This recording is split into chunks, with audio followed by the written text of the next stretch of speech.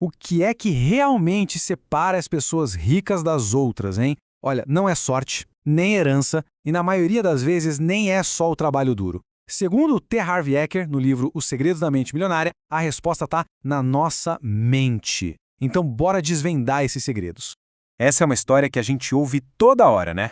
Alguém ganha uma fortuna na loteria e depois de uns anos está de volta na estaca zero. Por que será que isso acontece? Isso força a gente a pensar. Será que ter muito dinheiro é a mesma coisa que ser rico? Pelo visto, a resposta é bem mais complexa do que parece.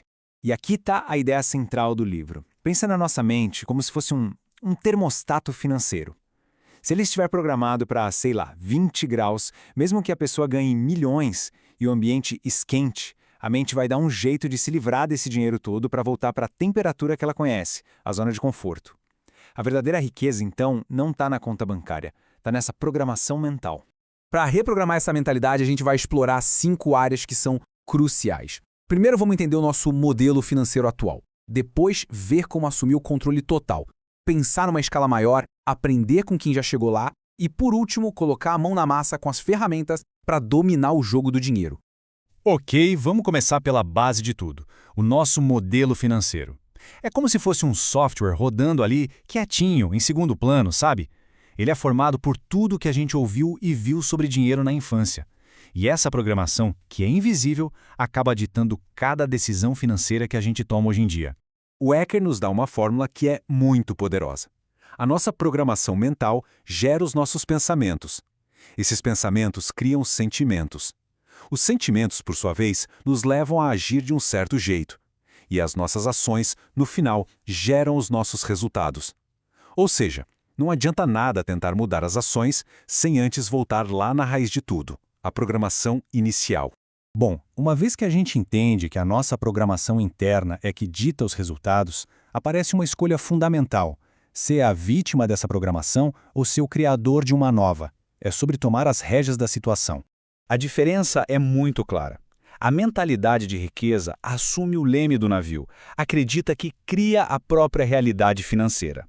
Já a mentalidade de pobreza se vê meio que à deriva, sentindo que a vida simplesmente acontece com ela. E isso acaba virando um jogo de culpa, sabe? A responsabilidade é sempre de alguma coisa externa: a economia, o chefe, a falta de sorte. E essa postura diferente define o jogo todo. A mentalidade rica entra em campo para ganhar, com foco na abundância. A mentalidade pobre entra para não perder, buscando só o suficiente para sobreviver. É como em qualquer esporte, né? A intenção com que se joga muda drasticamente o placar final. E aqui, olha, tem um divisor de águas. A diferença entre querer e estar comprometido. Querer é só um desejo vago. Se comprometer, isso é declarar guerra à mediocridade. É uma decisão firme de queimar as pontes e fazer o que for preciso, de forma ética, claro, para construir a riqueza. E quando alguém está de fato comprometido, a próxima pergunta que vem é: qual é o tamanho desse compromisso? Isso nos leva direto ao poder de pensar grande. A chamada lei da renda é bem clara. O retorno financeiro que a gente tem é proporcional ao valor que se entrega para o mercado. Pensa num professor que dá aula para 40 alunos. O impacto dele é limitado pela escala. Agora, se esse mesmo professor cria um curso online e alcança 40 mil pessoas, a escala e, claro, a renda se transformam completamente. Onde uma pessoa enxerga uma oportunidade, outra vê um obstáculo. A mentalidade rica foca no potencial de crescimento e age com aquela confiança de que vai fazer dar certo. Em contraste, a mentalidade pobre foca nos riscos, vê um campo minado de problemas em cada nova ideia e fica paralisada pelo "e se der errado?". E isso nos leva a uma verdade fundamental. A sorte não bate na porta de quem está sentado no sofá esperando. A ação é que cria o movimento que atrai as oportunidades. É preciso entrar no jogo para ter a chance de ganhar, né? Só que agir por conta própria é difícil. O ambiente e as pessoas ao redor podem tanto nos impulsionar quanto nos sabotar. E isso nos leva a um fator que muita gente subestima: com quem decidimos aprender e conviver. A atitude que temos com o sucesso dos outros é um baita indicador. Sentir ressentimento por gente rica manda uma mensagem super contraditória para o cérebro. Ser rico é ruim, e como alguém pode se tornar algo que, lá no fundo, despreza? A alternativa é a admiração, ver o sucesso dos outros não como uma ameaça, mas sim como um mapa, um caminho a ser estudado. Energia contagiante. Se cercar de pessoas positivas, bem-sucedidas, isso eleva o nosso próprio padrão. Por outro lado, conviver com gente que só reclama e critica acaba puxando a gente para baixo. Escolher conscientemente o nosso círculo social é, sem dúvida, um passo fundamental para o crescimento. Ok, agora que a gente já ajustou a mentalidade, é hora de ir para a parte prática.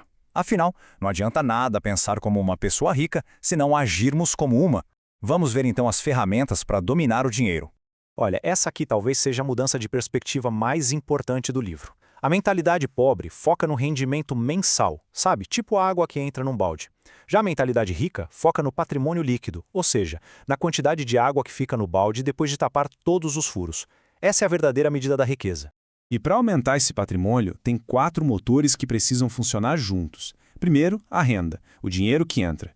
Segundo, a poupança, o dinheiro que fica guardado. Terceiro, os investimentos, que fazem o dinheiro se multiplicar.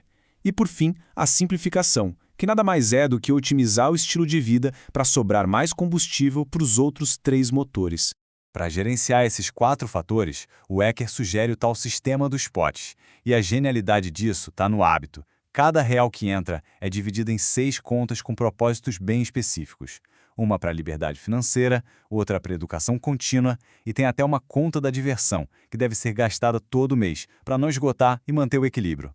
O hábito de gerenciar é muito mais poderoso do que a quantidade que se gerencia. E qual é o objetivo final de todo esse sistema? É alcançar a verdadeira liberdade financeira. É aquele ponto em que os rendimentos passivos, que vêm de investimentos ou negócios, já são suficientes para cobrir o estilo de vida desejado. Aí o trabalho vira uma escolha, e não mais uma necessidade.